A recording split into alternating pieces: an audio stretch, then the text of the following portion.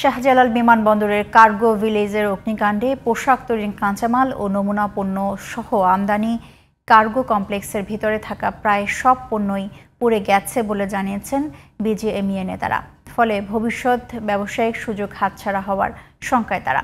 আর অন্যদিকে বিমানবন্দরে অগ্নিকাণ্ডের ঘটনায় নাশকতার আশঙ্কা আমলে নিয়ে তদন্ত চলছে বলে জানিয়েছেন বাণিজ্য এবং বেসামরিক বিমান পরিবহন ও পর্যটন উপদেষ্টা শেখ বশিরউদ্দিন।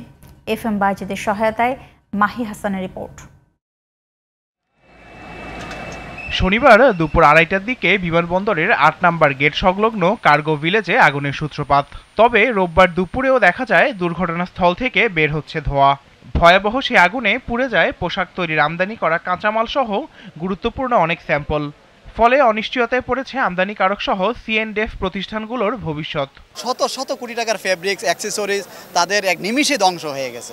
আমরা C&F যারা আছি আমরাও ক্ষতিগ্রস্ত, আমদানিকারক যারা আছে তারাও ক্ষতিগ্রস্ত। বাংলাদেশের এয়ারপোর্ট যদি এই অবস্থা হয় তাহলে আমাদের ভাবমূর্তি কোথায় যেয়ে দাঁড়ায়। রোববার সকালে পুড়ে যাওয়া কার্গো ভিলেজের সামনে ভিড় করেন C&F ব্যবসায়ীরা। জানান একদিনের অগ্নিকাণ্ড নিঃস্ব বানিয়েছে তাদের। আমাদের হাহাকার করার কিছু নেই, হাহাকার ছাড়া কি বলবো, ভাষা নেই, ভিতর থেকে কথা আসে না। আমাদের কর্মসংস্থানের জন্য এখন যে আমাদের কি উপায় হবে। ANF 20,000 কাস্টম C&F আছে, প্রত্যেকটা লোক আজকে থেকে আমরা বেকার হয়ে গেলাম একমাত্র বিমান এবং সিভিল এভিয়েশনের ডিসিপ্লিনের কারণে। ভাই দুপুরে ঘটনাস্থল পরিদর্শন করেন বিজিএমইএ ও বিকেএমইএ নেতারা। তারা বলছেন বায়ারদের কাছে দেশের ইমেজ ক্রাইসিস তৈরি করবে এই আগুন। ইম্পোর্টের সেকশনটা পুড়ে গেছে।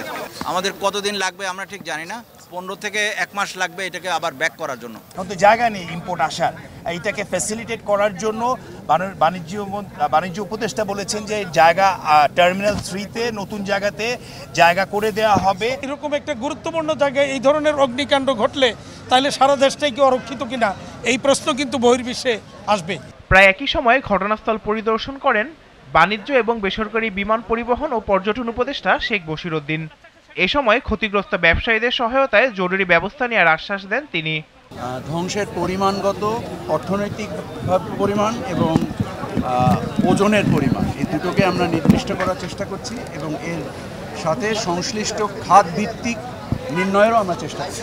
আমাদের সংশ্লিষ্ট যে দুর্ঘটনাটা ঘটেছে এই ক্ষেত্রে আমরা কোনো কিছু উড়িয়ে দিব না, সকল কিছুকেই আমলে নেব। 3 দিন যেসব নন শিডিউল এক্সট্রা ফ্লাইট আসবে তাদের সব ধরনের মাশুল ও খরচ মওকুফ করা হয়েছে বলেও জানান শেখ বশিরউদ্দিন। Mahi Hasan, DTV news, Dhaka.